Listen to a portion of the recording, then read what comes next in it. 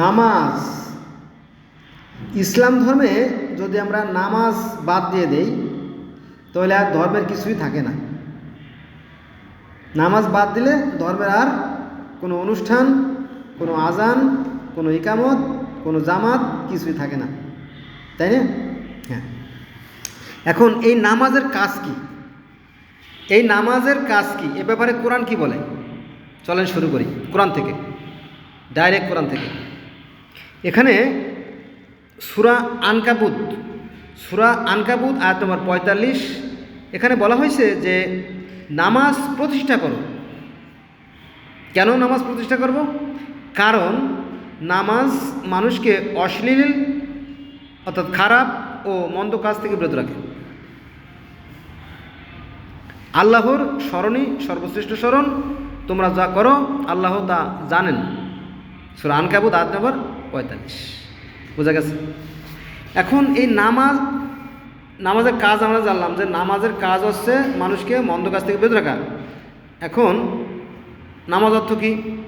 নামাজ অর্থ স্মরণ, সংযোগ এবং যোগাযোগ।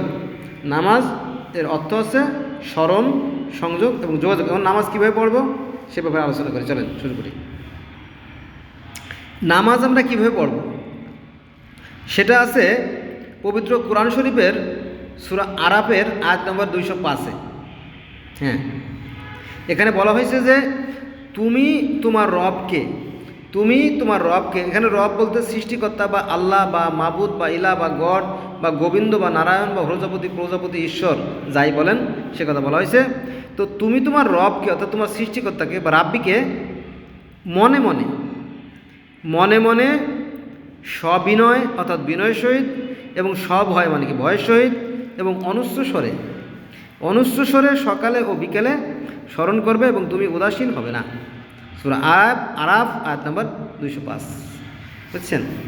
মনে করেন যে এই যে আলেমরা যেটা বলে যে অজু করলে নাকি অজুর সাথে সাথে পাপ জোর করে ঝরে যায়, এটা চরম একটা ধোঁকাবাজি কথা। কারণ এই অজুর সাথে গোসলের সাথে কোনো পাপের সম্পর্ক নাই, তবে ময়লার সম্পর্ক আছে।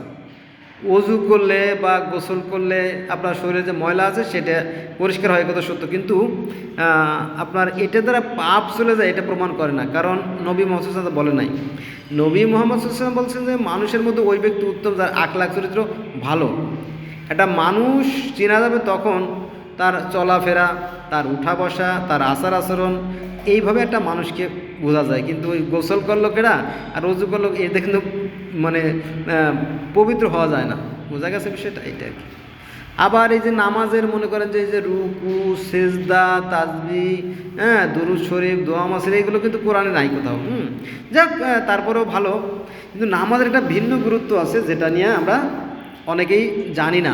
সেটা হচ্ছে কি, মনে করেন যে একটা নির্দিষ্ট সময় আজান দেওয়া হয়, নির্দিষ্ট সময়, কিন্তু ভালো করে গেলে নির্দিষ্ট সময় আজান দিলে সবাই তাদের কাজকর্ম ছেড়ে দেয়, কাজকর্ম ছেড়ে দিয়ে একটা নির্দিষ্টভাবে একজন ইমামের পিছনে দাঁড়ায়। এখানে সমানুবর্তিতা, এখানে নেতার অনুগত্য, কিন্তু মানে একজন নেতার পিছনে দাঁড়ানো, এটা নেতার অনুগত্য। তারপরে আপনার পরস্পরের সাথে দেখা সাক্ষাৎ, যেমন উত্তর পাড়া, দক্ষিণ পাড়া, পূর্ব পাড়া, পশ্চিম পাড়া, বিভিন্ন পাড়া থেকে বিভিন্ন লোক কিন্তু মসজিদে জামায়াত হয়, অথবা জামাত যেখানে হয় সেখানে জামায়াত হয়, তাই না? পরের সাথে দেখা সাক্ষাৎ হয়, কুশল বিনিময় হয়। তারপরে সবচেয়ে যে ইম্পর্ট্যান্ট যে বিষয়টা সেটা হচ্ছে যে আপনার সামাজিক যে বন্ধন, এই বিষয়গুলো। তারপরে কোনো একটা বিষয় সমস্যা সমাধানের জন্য কিন্তু নবী মুহাম্মদ সাল্লাল্লাহু আলাইহি ওয়াসাল্লাম কোরআনের ভিত্তিতে কিন্তু ফয়সালা দিতেন, জানেন তো, তাই না? এখানে নবী মুহাম্মদ সাল্লাল্লাহু আলাইহি ওয়াসাল্লাম যেটা করতেন এটা হচ্ছে, নবী মুহাম্মদ সাল্লাল্লাহু আলাইহি ওয়াসাল্লাম ছিলেন কি ইসলামী রাষ্ট্রের সর্বাধিনায়ক, আর কোরআন ছিল সংবিধান।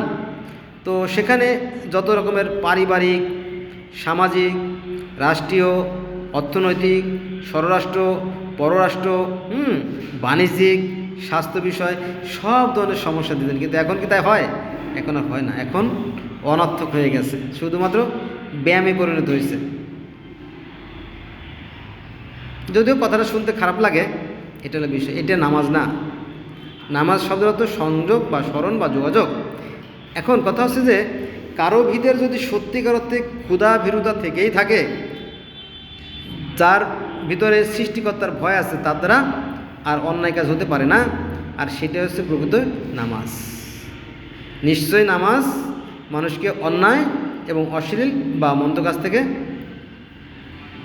কি বিরত রাখে বা ফেরত রাখে বা ফিরিয়ে রাখে, এটা হলো মূল নামাজ। এখন আপনার দ্বারা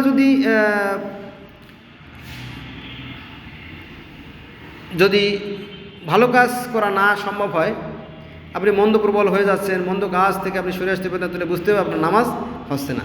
বোঝা গেছে? এটা আর কি বন্ধুরা, আজকে এই পর্যন্ত রইল। সবাই ভালো থাকবেন। Bye bye.